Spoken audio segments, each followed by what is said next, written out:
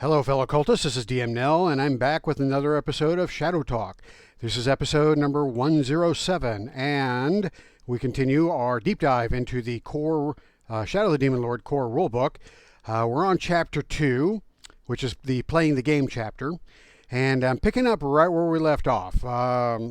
Still wearing the same clothes, even, because I just finished my last video, and now I'm starting the next one. So I want to go ahead and get started on this section because there's a lot to unpack, and you need to know what you can do as an action, right?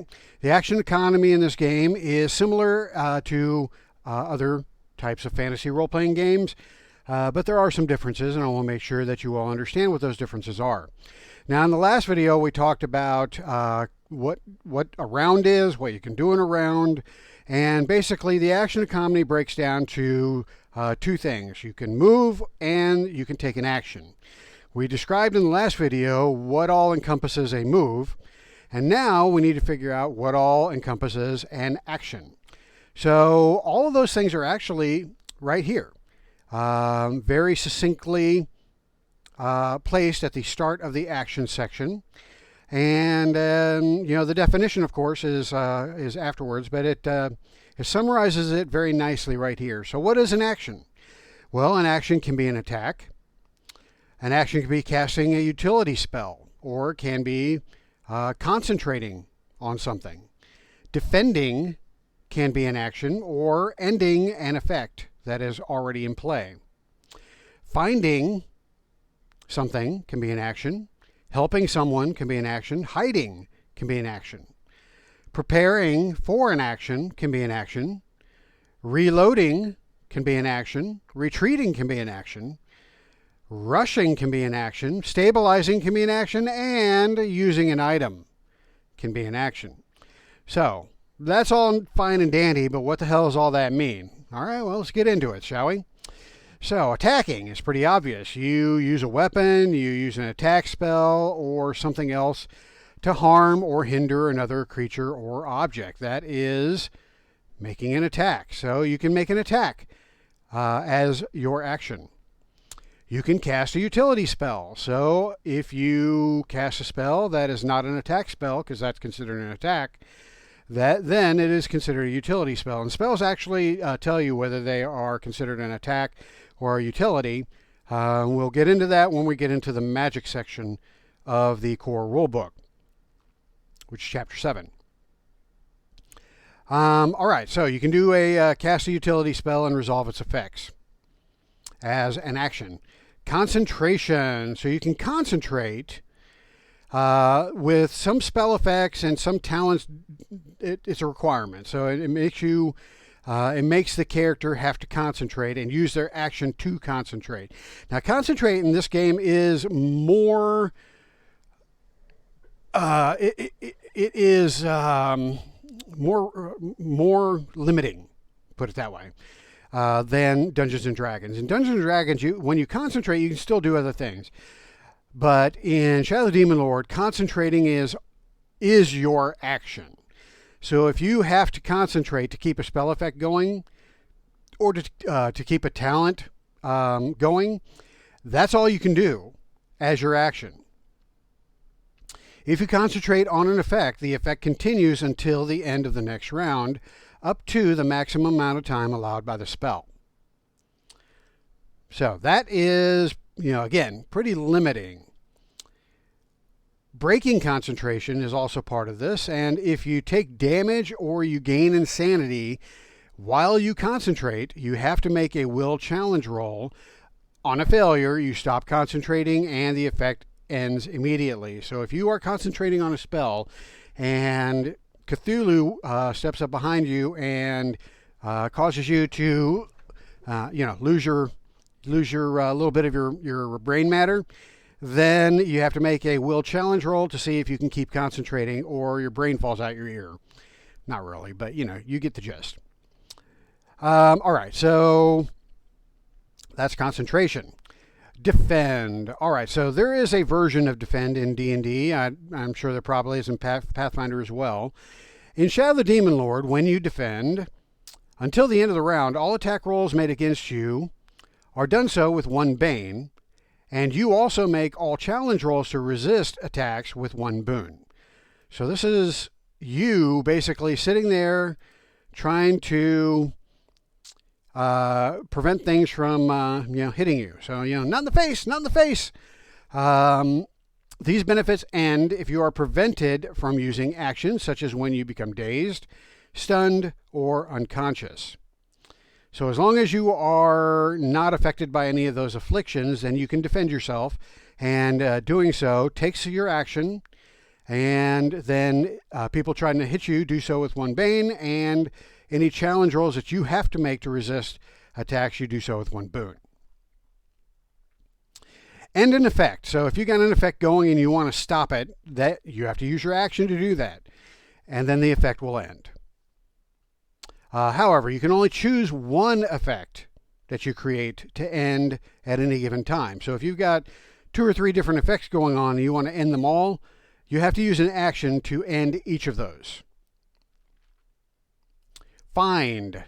If you are attempting to locate a hidden object or creature, you have to make a perception challenge roll to search for that hidden object, or make a perception attack roll against the agility of a hidden creature.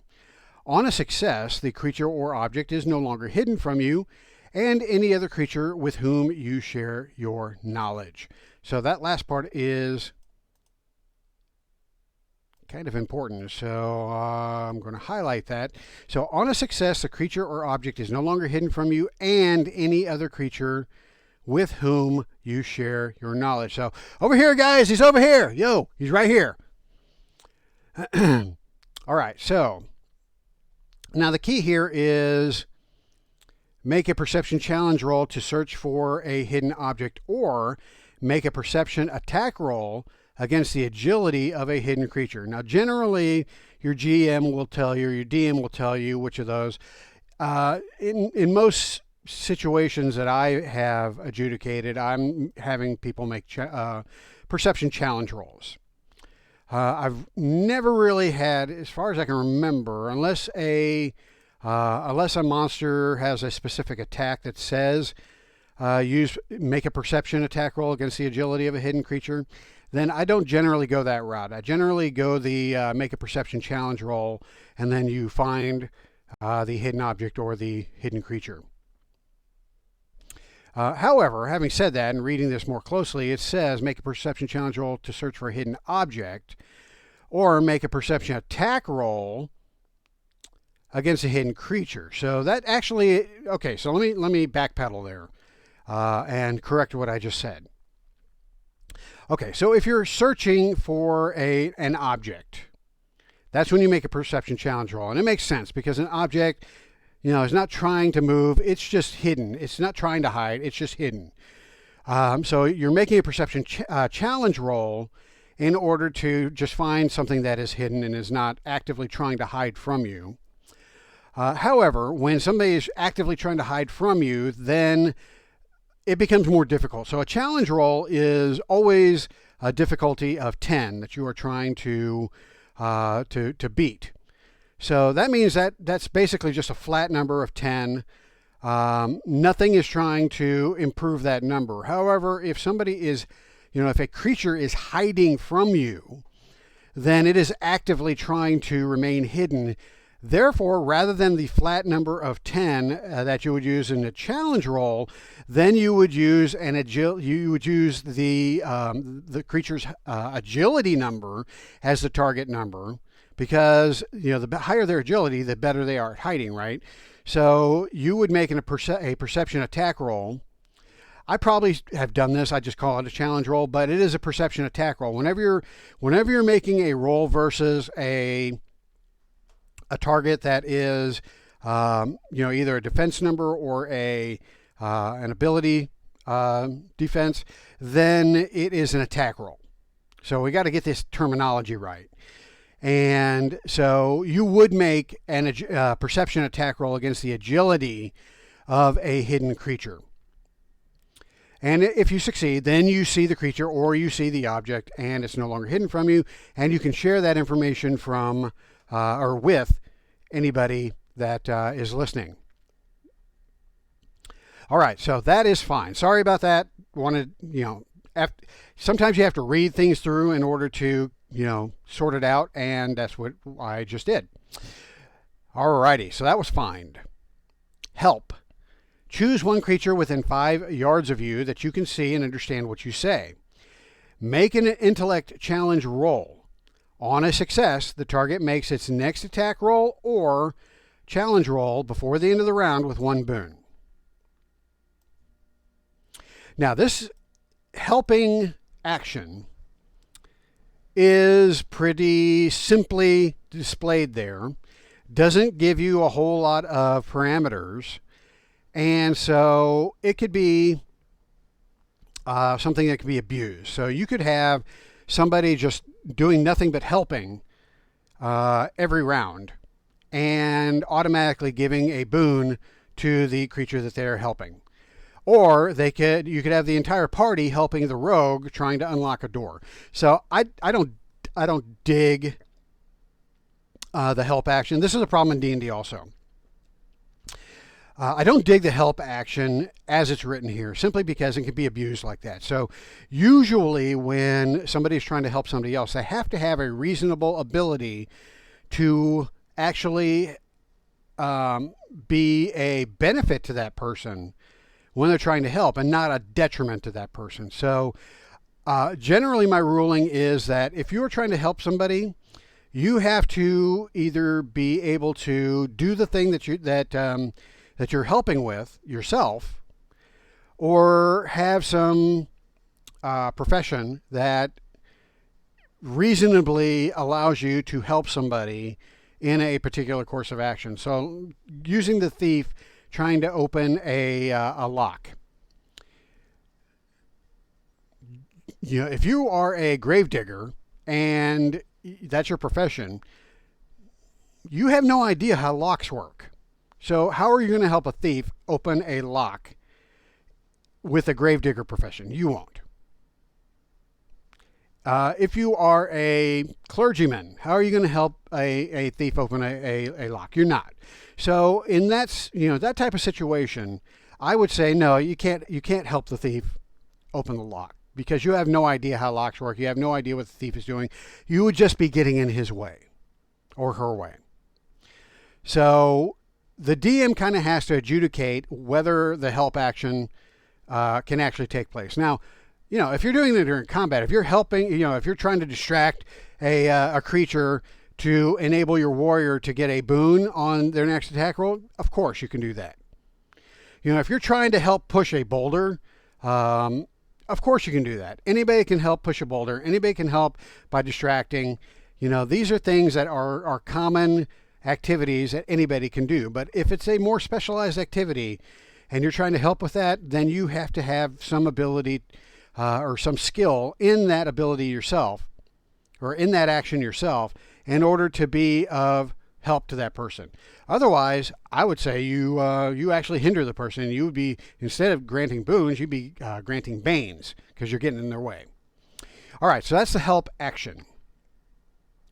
Now we have the hide action. You can attempt to hide when you are not being observed, and when you are heavily obscured, when you are in a heavily obscured area, or have 3/4 cover or better from an object. So that whole paragraph is pretty important. I'm going to highlight that. To hide, you make an agility challenge roll. On a success, you become hidden. You remain hidden until the conditions that let you hide no longer apply, or you do something that would reveal your position, such as shouting, making an attack, casting a spell. For example, if you are hidden in the darkness, you would no longer be hidden if the area becomes lit. Similarly, if you are hidden behind a wall, you would no longer be hidden if someone moves to a position where that wall no longer covers you.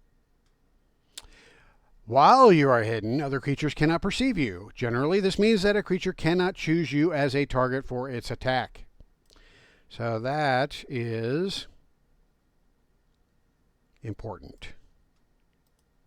All right. So, generally this means a creature cannot choose you as a target for its attack, though you are still subject to area effects. A creature can guess at your location, making the attack roll with 3 banes. Even with a success, the attack hits you only if the guess was correct.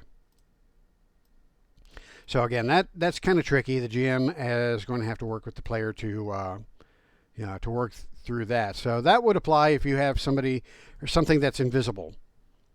And so your GM might call for a perception check, perception challenge roll to see if you hear the noises, such as breathing or if they're crunching the gravel beneath their feet or whatever, to try to guess the location of a creature that is invisible or is in fog or something like that.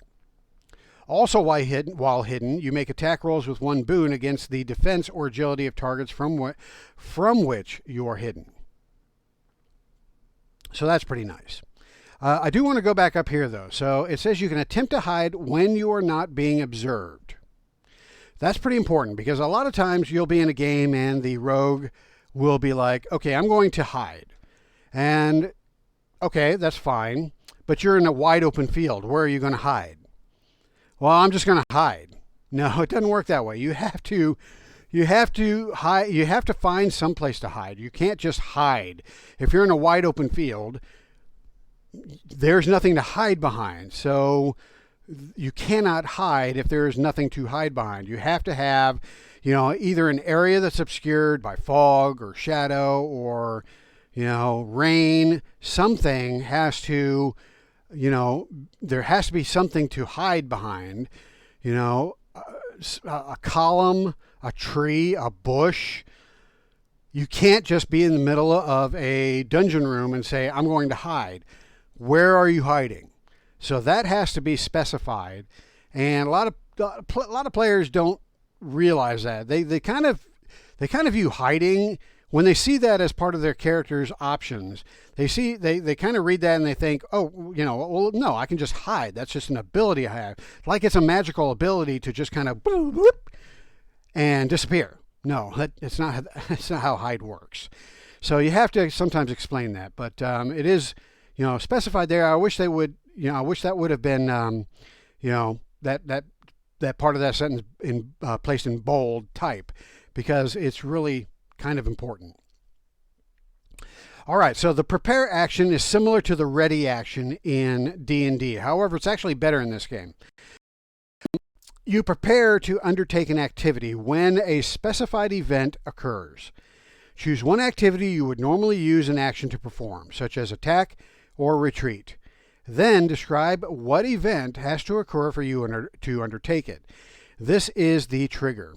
So usually this is something that you have to set up in advance. So you would say, okay, I'm sitting in the doorway and there's a room full of creatures. So here's what I'm going to do. I'm going to prepare for when a creature gets into my space, I'm going to attack them, or gets into the space where I can reach, into a space I can reach. When they move into a space I can reach, that's going to be the trigger. And then I'm going to attack. So you have to specify those two things. You have to specify what you're going to be doing, what your action is going to be, and then you have to specify the trigger. So if the trigger occurs, you have to take that action. You can't change the action if something happens during the round and the trigger still occurs. You have to follow through with what you said your action is going to be when that trigger occurs. If that trigger never happens, then you lose your action. It sucks, but that's what happens when you prepare. However, if the trigger does happen and you get to make your action, if applicable, you get a boon on whatever action you're performing. So if that's an attack, you get a boon on your attack. If that is a challenge roll, then you get a boon on the challenge roll. So basically, that is all in the second paragraph. And then it gives you an example. All right. The next action is reload. Some weapons require you to reload after you fire them off, such as a crossbow. So if you have a weapon that you can reach and that has the reload properly, You can use a reload action. As long as you have a piece of ammunition that the weapon uses, you can use the reload action to reload the weapon. But it does take an action. Retreat. So retreat is, I forget what it's called in D&D, but it's similar to that, whatever action that is in D&D. When you use the retreat action, and you would think that this would be in the moves. I've spent many game sessions during combat looking for retreat in the move options, but it's not in the move options. It's considered an action. So when you retreat, it is an action, and you move up to half your speed. This movement does not trigger free attacks. So free attacks is like an attack of opportunity. It's basically the same thing. It's just called a free attack in this game. And making retreat allows you to move without getting hit. Or move without getting a free attack on you, I should say. So that is retreating. Now rushing, also I've looked in the move section, but it is also an action, which is why it's in this section.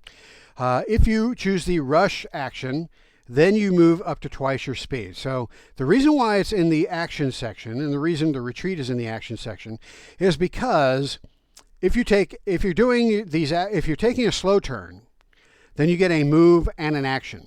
So you could, as your action, retreat by moving up to half your speed, and then you can still use your move and move up to your speed. Same thing with rush. You could use your action to rush, which moves you up to twice your speed, and then you can use your move to move up to your speed. So basically, you're hauling ass across the battlefield at that point. So that's why those two are considered actions rather than moves. It allows you in a slow turn to use these movement-related actions, and also still allows you to use your move. All right, so the next thing is stabilize. So you can choose one incapacitated creature within your reach and make an intellect challenge roll with 1 bane if the creature is dying. On a success, the target heals 1 damage. Now, what this does not state is, is there a requirement? Do you have to have a healing kit or medical bag? Do you have to have any skill in stabilizing your creature? No. Basically, this is this is assuming that your friend is there. They've got a wound that's squirting blood. You're ripping your sleeve off and tying a tourniquet around the wound to help staunch the bleeding, and doing so stabilizes them. So that's what your intellect challenge roll is determining whether you have the capacity to deal with that situation and stabilize your comrade and allow them to heal 1 damage so that they can at that point get back in the fight. So that is stabilize. And then use an action or use an item. So you can interact with an item you are holding or wearing, or with an object that you can reach. Examples include picking a lock, retrieving an object from a pouch or a backpack, or lighting a torch. So if you have a rogue that is picking a lock, that uses an action. So that is using an item. If you have somebody that is searching for something in their backpack, that uses your action as use an item. Now, depending on the scenario, the situation, if you have a side pocket and you're just pulling your rod out from it, that could be considered a minor action, which we'll get to here in a little bit. But otherwise, if you are actually searching through a backpack for something, or you're trying to light up a torch, then that's considered an action as using an item. All right, then we have triggered actions. So sometimes an action occurs when there is a trigger. Now, usually triggered actions can only take place if you have an ability that enables you to use a triggered action. Some things are available. Some triggered actions are available for everybody. So a free attack. Almost all creatures can use triggered actions to make a free attack. So, anybody can do that. However, Triggered, a creature has to have an ability that uses a triggered action in order to be able to use a triggered action. So it's to put that in terms that make more sense than my yammering. In addition to using actions, most creatures can use one triggered action each round. Creatures use triggered actions to react to the specific events that triggered their use, hence the name. Almost all creatures you can use triggered actions to make a free attack, which is described in the following sections. Creatures can also use triggered actions to perform other activities from talents and spells. The other activities from talents and spells tell you that you can use a triggered action for those activities. It has to tell you that. You cannot just say, I'm going to use a triggered action to, pick my nose. No. You have to have an ability that says, as a triggered action, you can pick your nose and flick it at somebody. It has to state in the talent or in the spell that you can use a triggered action. The only thing that everybody can do is a free attack, but the triggering has to occur in order for you to use the triggered action. So somebody has to actually leave your threatened space in order for you to be able to use a triggered action to make a free attack. Again, very similar to reactions in D&D, but it is a function of something triggering the action for a triggered action to be able to happen. So what is the trigger? The trigger is any activity that involves the use of a triggered action, also specifies the condition under which that character can use it.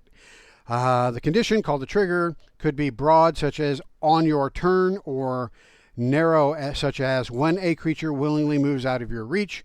Provided you meet the conditions for using the triggered action, you may do so, provided you have not already used a triggered action during the round. So you only get one triggered action per round.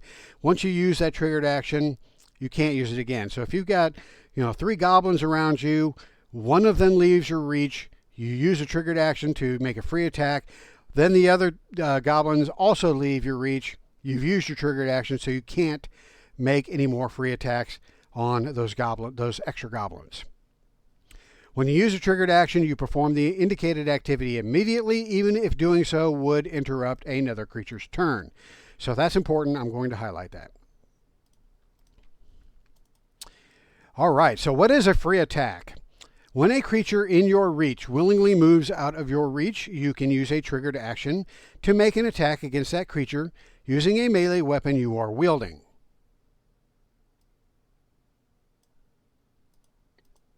So, an example would be Jennifer has an opportunity to use a free attack during the fast turn, but because she knows she wants to use the reveal weakness, which is a talent scout, as her triggered action during a slow turn, she chooses not to make the free attack. So, reveal weakness is a scout talent that requires a triggered action to use it. She could use her free attack on the creature that leaves her reach during the fast turn, but she chooses not to because she wants to use that triggered action in the slow turn to use that ability. Because you only get one, you only get one triggered action per round. All right, so minor activities. What are minor activities?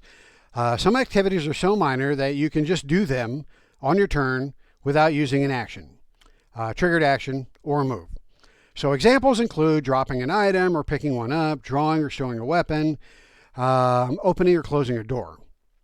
As a general rule, you can perform one minor activity during a fast turn or 2 during a slow turn.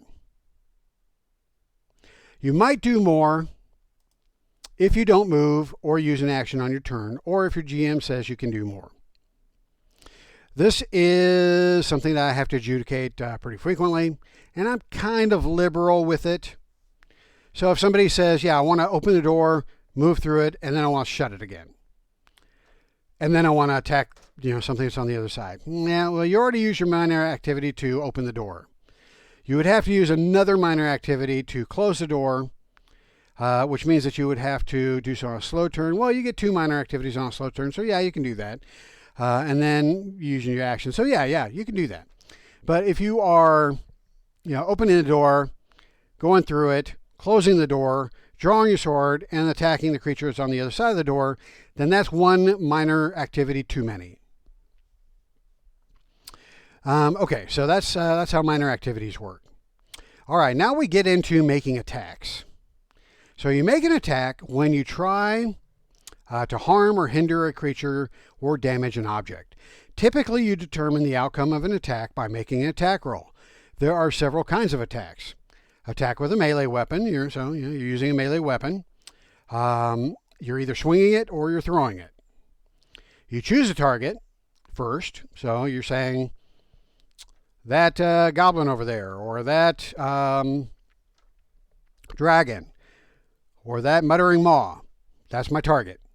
So you choose a target. Could be an object. So I'm going to hit that window, or I'm going to target that bottle that's on the wall over there.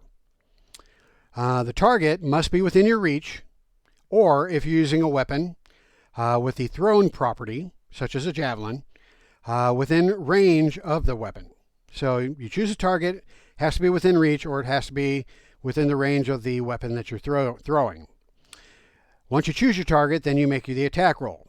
So the attack roll is typically against the target's defense.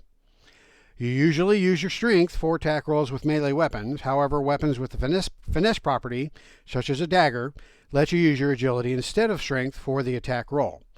You can see the melee attack options for additional choices. Then you resolve the attack. On a success, the attack hits, and you roll the weapon's damage die, which you can find on Chapter 6. The target takes damage equal to the total of the damage roll. On a failure, the attack misses. All right, so this is kind of important. So it says here, specifies, the attack roll, on a success, the attack hits, and you roll the weapon's damage die. The target takes damage equal to the total of the damage roll. It doesn't tell you to add the strength modifier. Now up here it specifies you use the strength for attack rolls with melee weapons, but it does not tell you to use your strength for the damage that you're doing. So this is something that's really, really important.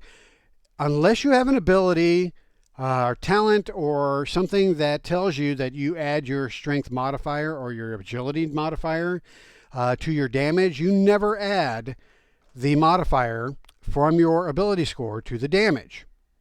Something has to allow you to do that. By default, you do not add your ability modifier to the damage that you roll.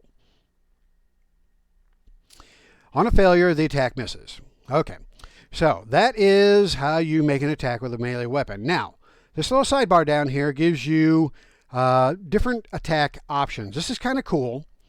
I don't see this happen very often, but it does happen on occasion, especially when a situation is set up that would make one of these an attractive option for you.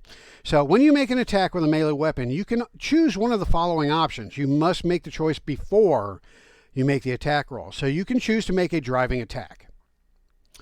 You make the attack roll with 1 Bane.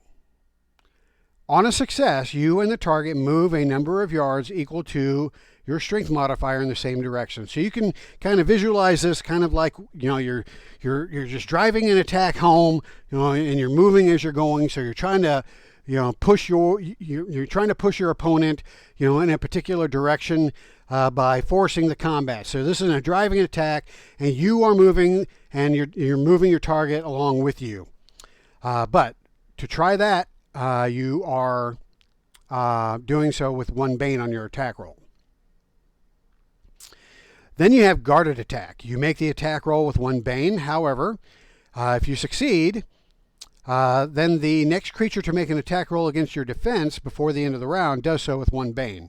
So you are essentially making an attack roll, but you're also defending at the same time. So you can almost consider this to be, more of a defensive maneuver that it still allows you to make an attack. You're able to make your attack with a bane, and you're also able to defend yourself by imposing a bane on the creature that would attack you. But it has to be that attack has to materialize within that round or before the end of that round. Then you have lunging attack. You can increase your reach by 1 yard, but you make the attack roll with 1 bane. So, you try to move up to a creature, but you're just out of reach. Your move did not allow you to get all the way there. But you're only 1 yard away from being able to reach that creature. So then you can use a lunging attack. You lunge 1 additional yard to make that attack. You're at a bane to do so, but that enables you to, close that distance with that attack. So you can kind of visualize this as, like a fencer that is, extending themselves to try to get that extra space covered. All right, then you have shifting attack.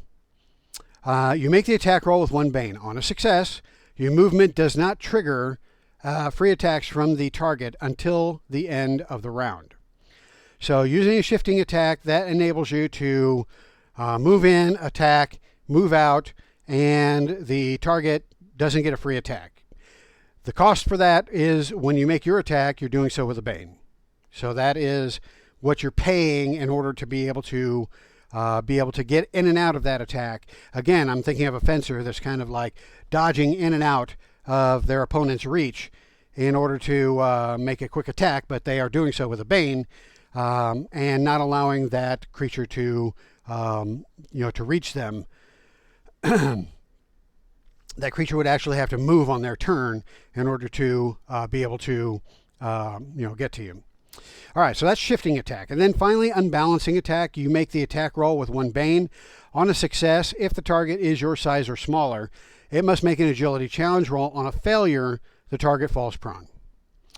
So, different melee attack options. I dig this because it allows there to be a little bit more dynamic activity during during combat. Rather than, I move up, I hit, I roll damage. That gets boring. These options allow you to interject, some flair and some cinematic stuff into your combats. All right, so then we have attack with a ranged weapon. You make an attack with a ranged weapon you're wielding by firing its ammunition at your target. It's pretty self-explanatory. We have the same requirements. You have to choose a target. The target has to be no further away than twice your weapon's range. That's kind of important. See distance shot for attacking outside your weapon's standard range. Distance shot is over here. Then make the attack roll. You make the attack roll against the target's defense. Typically, you use agility for attack rolls using ranged weapons. See ranged attack options for more choices. Then you resolve the attack. On a success, the attack hits and you roll the weapon's damage die, which you find in Chapter 6. The target takes damage equal to the total of the roll. On a failure, the attack misses. So again, you don't add your agility modifier to the damage unless you have an ability or something that tells you to do that. The default is you only roll the weapon's damage. That's it. All right, cover.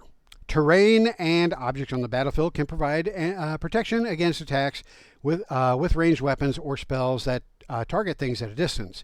So if you're half covered, if an object is between you and the attacker and it covers at least half your body, ranged attack rolls against you are made with 1 bane. 3/4 covers mean that attack rolls against you if you're behind something that is 3/4 that covers 3/4 of your body. And again, there's going to have to be some GM adjudication here. Then ranged attack rolls against you are made with 2 banes. And if you're totally covered, then you can't be targeted. All right, then we have attacks with 2 weapons. So this section can be confusing. You kind of have to read through it a couple of times in order to get the gist of it. So I'm just going to read through it, and hopefully it will make sense. So if you're wielding a weapon in each hand, and neither of them is cumbersome. Cumbersome is a weapon quality. So neither of the weapons can be cumbersome. Then you can use an action to attack with them at the same time. You can use them to attack one target or to attack two different targets. So bam bam, one target, or bam bam, two targets. If you attack one target, you make the attack with the weapons in your main hand, making the attack roll with two banes. Bam, my main weapon, main hand, two banes. Do I hit them? On a success, I deal normal damage from the weapon in my main hand, plus extra damage from the weapon in your offhand. So if you hit with those two banes, it's assumed that your second weapon hits, and you get to do damage with both of them. You only roll once. You roll with two banes, but if you hit, then it's assumed that the damage from the attack from both weapons hits, and you damage using both weapons. If you're attacking two targets, bam bam. You attack with your main hand. You attack one target, then you attack the other target with your offhand.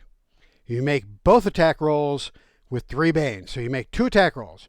Boom, main hand, boom, offhand, three banes, three banes.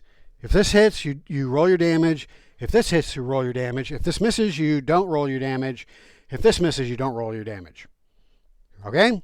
So two attack rolls if you're targeting two different creatures. One attack roll if you're targeting one creature. Applying banes as appropriate. As stated, I should say. All right, so these are worthy of highlighting. So that's how attacks with two weapons work. All right, so then we got this ranged attack sidebar over here. Just like with the melee weapons, you have different attack options for ranged weapons. So you could do a called shot. Called shot is kind of a artifact from older versions of D&D. I think it came into play first in second edition, but it may have been in first edition. I don't recall. So using a called shot, you attack a specific location on the target's body. You can use this option only if the target has a physical body. Make the attack roll with two banes. On a success, the attack has an additional effect as determined by the DM. Attacking a creature's eyes may impose one bane on all attack rolls the target makes that relies on sight, for example. So this is going to require some adjudication. If you're saying I'm going to make a called shot, I'm going to try to hamstring this guy. Then if you're successful, the GM might say, okay, so that reduces the creature's movement by half. You might say, I'm going to make a called shot to the nuts. Yes, I know. But, people do that. I've done that. So, it's an attractive option. If you hit somebody in the nuts, they're going to be hurting. So you might say, okay, on a success, then the creature is going to be impaired for one round.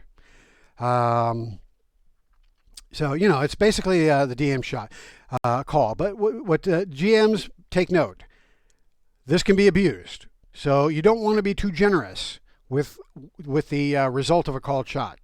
Otherwise, your characters and your players are going to be using this all the time.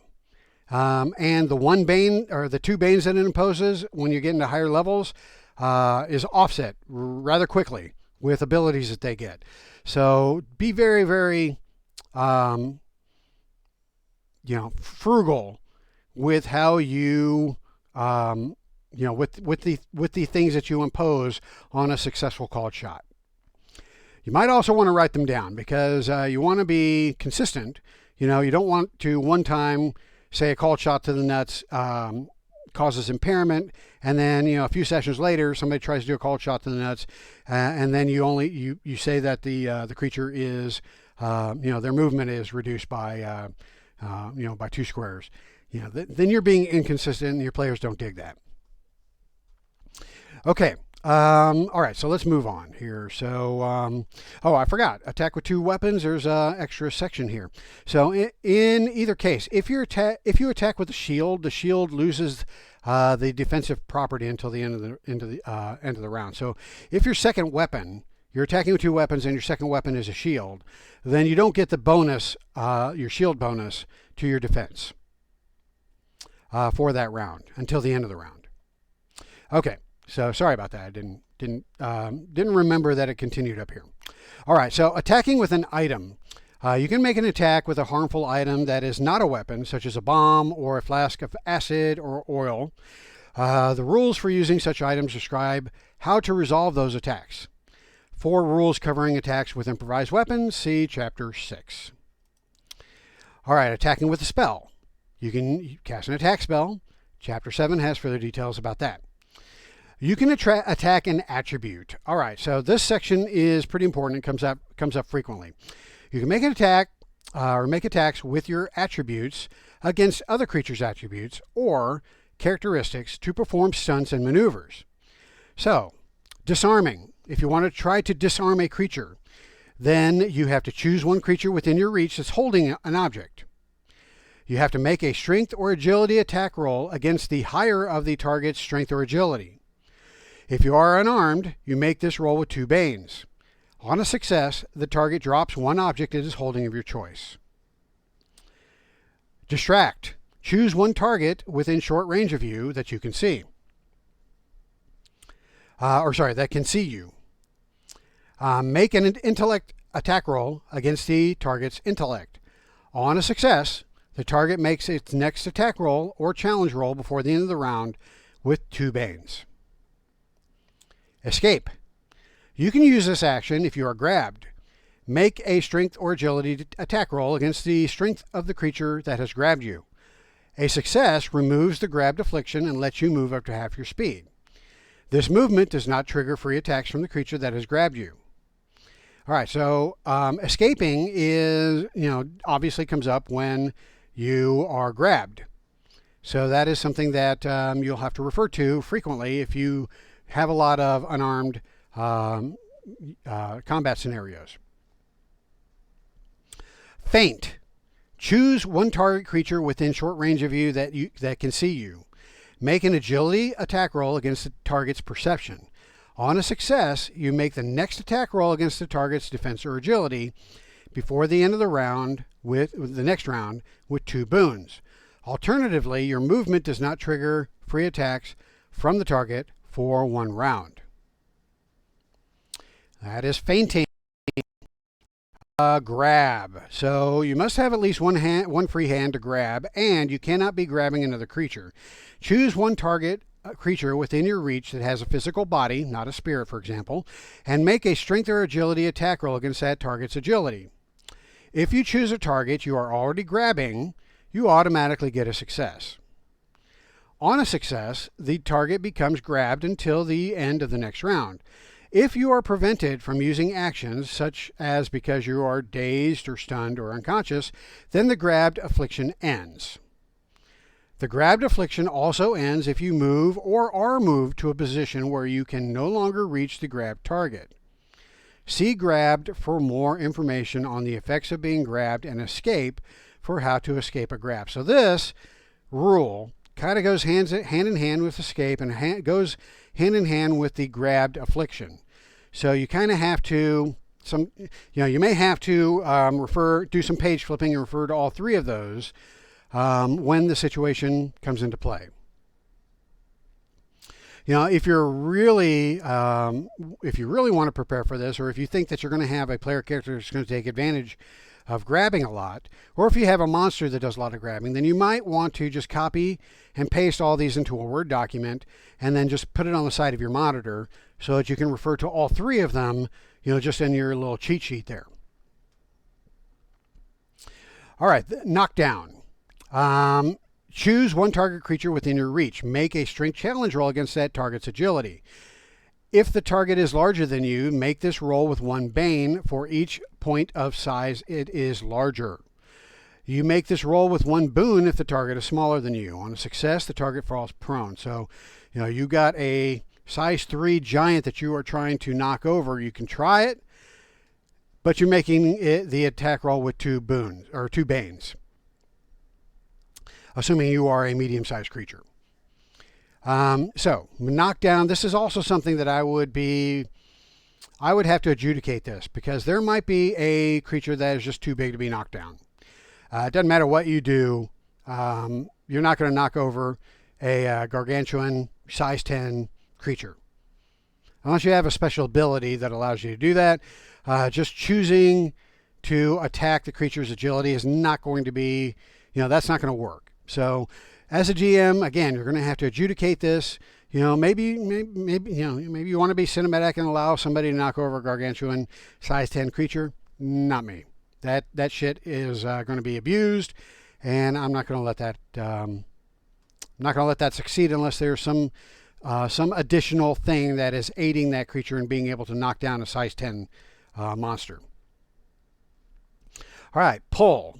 Choose one target creature of your size or smaller that you are grabbing. Make a strength attack roll against the target's strength. On a success, you move up to half your speed, and the grab creature moves with you so that it remains within your reach. So you have to be grabbing the creature in order to pull it, but you still have to make an attack roll against your target's strength in order to be able to move it. Shove. Choose one target creature within your reach. Make a strength attack roll against the target's strength. If the target is larger than you, then you make the roll with 1 bane for each point of size it is larger. You make this roll with 1 boon if the target is smaller than you. On a success, you move the target 1 yard away from you, plus a number of yards equal to your strength modifier, which is a minimum of 1 yard. So you are fighting on the edge of a precipice, and you're wanting to push the creature that's in front of you off the edge. You can use a shove and try to make that happen. But remember, they get an agility challenge roll to, catch the edge of that and avoid falling.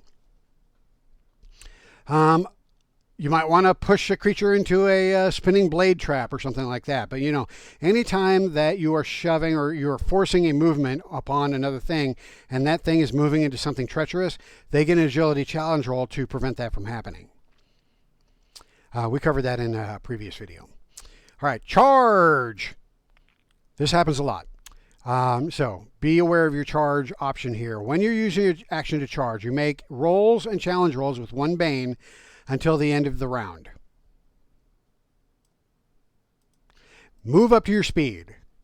At any point during your movement, make 1 attack with a melee weapon or with an attribute to knock down or shove a creature. All right, so what does this mean? Let's unpack this. All right, first of all, you're using an action to charge. So this is an action. This is not a move. You make attack rolls and challenge rolls with 1 bane until the end of the round.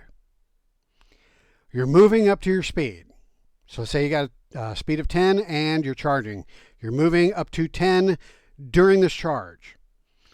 At any point during these 10 yards that you're moving, you are able to make an attack. So let's say you move 2 yards, make an attack.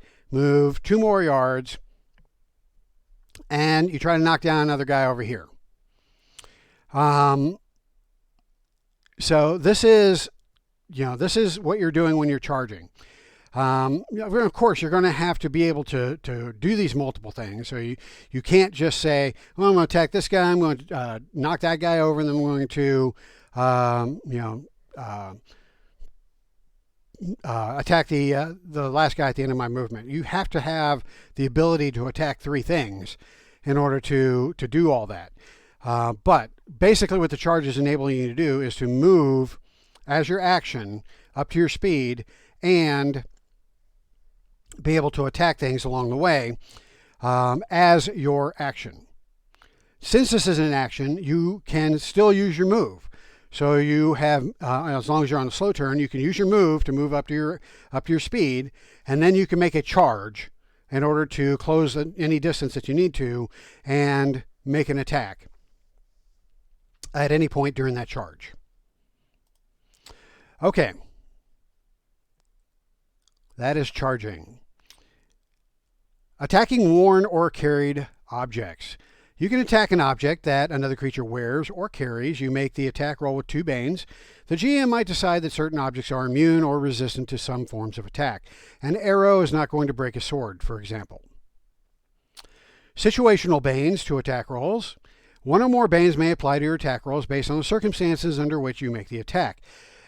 These are in addition to any Banes or boons included in the attack. The following table summarizes the most common situations. So if you're attacking something that's half covered, you're doing so with 1 Bane. 3/4 covered, 2 Banes. Totally covered, automatic failure. Partially obscured in a partially obscured area, 1 Bane. Heavily obscured in a heavily obscured area, 2 Banes. Totally obscured in a totally obscured area, 3 Banes. Weather, terrain, inclement weather, or covering terrain, 1 or more Banes. You must guess the target's location if they're totally obscured. So you have to keep that in mind. If you guess wrong, it's an automatic fail. All right, people, that finishes up Chapter 2, Playing the Game. So we covered a lot. We covered, lots of stuff in this. That's why in this section it took 3 videos, I think, in order to cover it all. But again, this is the heart of the game. This is the core of the game.